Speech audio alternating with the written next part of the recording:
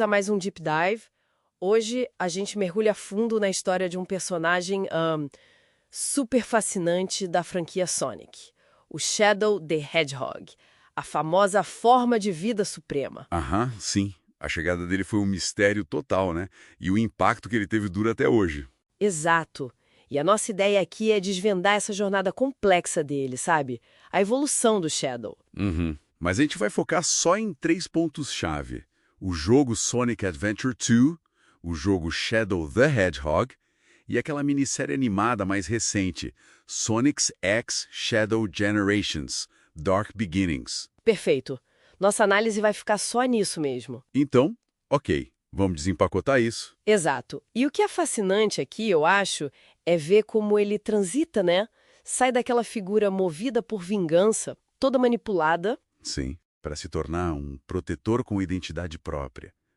É uma história que mexe muito com memória, com trauma e com essa busca por quem ele realmente é. Totalmente. E até o título dele, né? Supremo. Carrega tanto poder, mas ao mesmo tempo uma vulnerabilidade enorme por causa da origem dele, toda conflituosa. Essa mistura de esperança humana com biologia alienígena, né? Isso, exatamente. Bom, a história começa, na verdade, bem antes do Adventure 2, lá na colônia espacial Ark.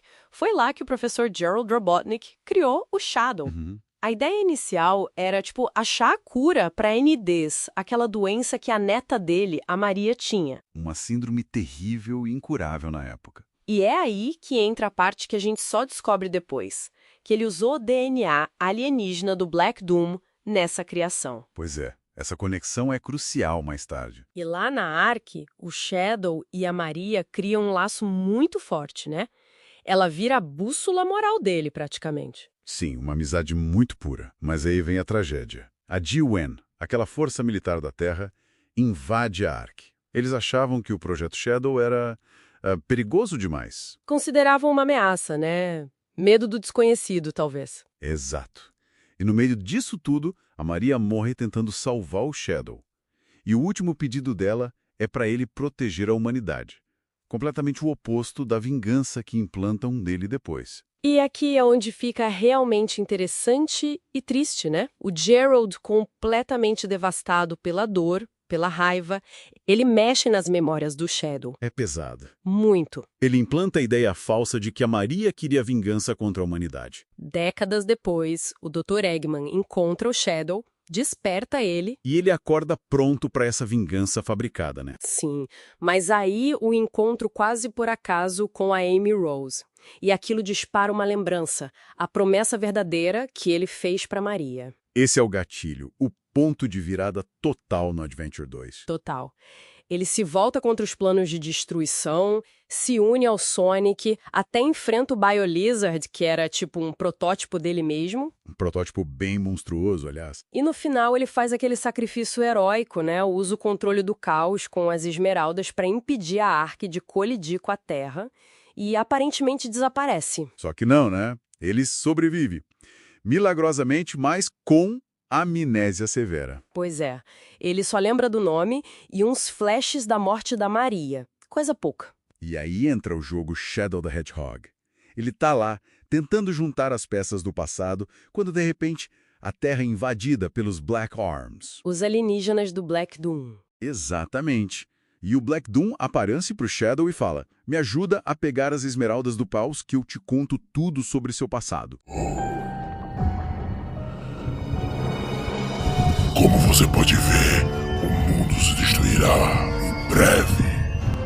Encontre as 7 esmeraldas do caos e traga para mim como prometido. Quem é você? Como você sabe que eu sou o Shadow? Do que você tá falando?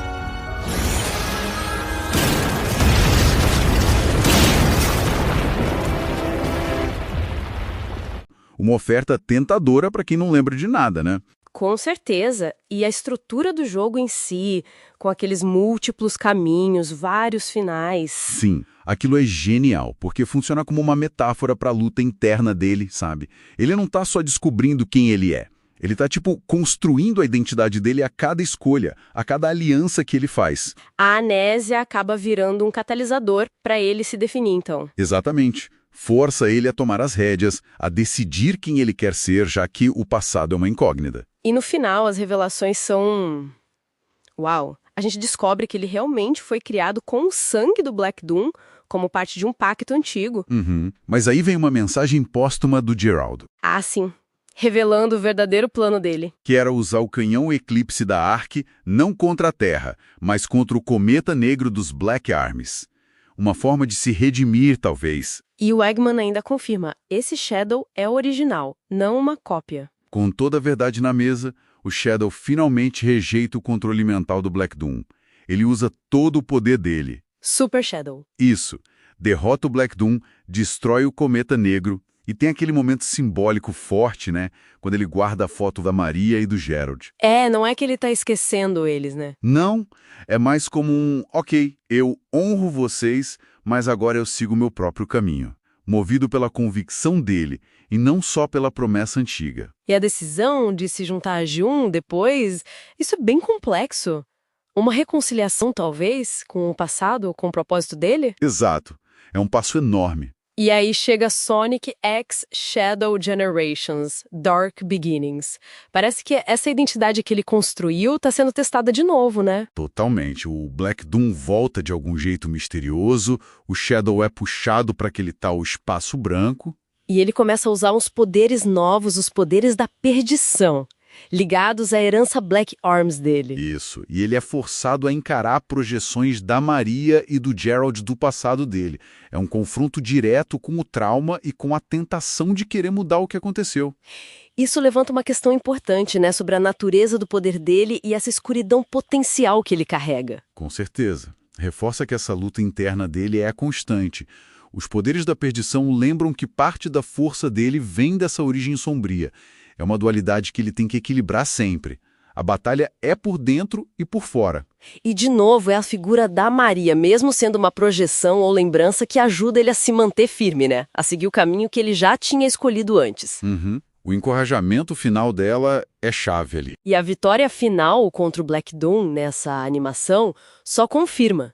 A identidade que ele construiu é forte. Ele cresceu, ficou mais resiliente ao trauma. Então, se a gente olha para a trajetória toda, É bem clara, né? começa como anti-herói manipulado, vira herói sacrificial, Passa pela fase do buscador amnésico. até chegar nesse protetor autodeterminado. O mais legal é que o desenvolvimento é consistente. Ele constrói em cima do passado, sabe?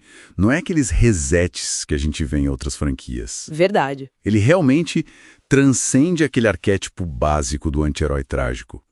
Vira algo bem mais complexo. E as relações dele são super importantes nisso tudo. A Maria, claro, como a inspiração que ele internalizou. Fundamental. O Geralt, que é a fonte da criação e do trauma ao mesmo tempo. O Black Doom, que representa esse conflito interno com a herança alienígena dele. E o Sonic, né? Aquela rivalidade que vira respeito e cooperação. E depois a Rouge e o Ômega, o Team Dark, eles dão um novo senso de pertencimento para ele. Uma dinâmica de equipe dentro da GON, inclusive, uma família escolhida, talvez. Exatamente. Solidifica essa identidade dele como parte de algo maior. Então, no fim das contas, o que tudo isso significa? Olha, para mim, a saga do Shadow é um exemplo poderoso de agência pessoal. É sobre conseguir olhar para um passado cheio de dor, de manipulação e, mesmo assim, forjar ativamente a sua própria identidade, o seu propósito. Escolher fazer o bem por decisão própria, não por obrigação ou memória imposta. É uma história sobre autodeterminação, no fundo. Isso. Bom, e pra gente fechar, fica uma reflexão, né? Aquela decisão do Shadow de se juntar à GUN, a mesmíssima organização que causou a morte da Maria. É um ponto bem interessante. Isso é fascinante. O que será que isso diz sobre a capacidade de superar a vingança pessoal? Seria uma forma de perdão? Ou um pragmatismo, tipo, preciso estar aqui para fazer o bem maior? Ou é algo totalmente diferente sobre como ele redefine o próprio propósito? É uma ótima questão para se pensar, realmente. Mostra a profundidade que o personagem alcançou.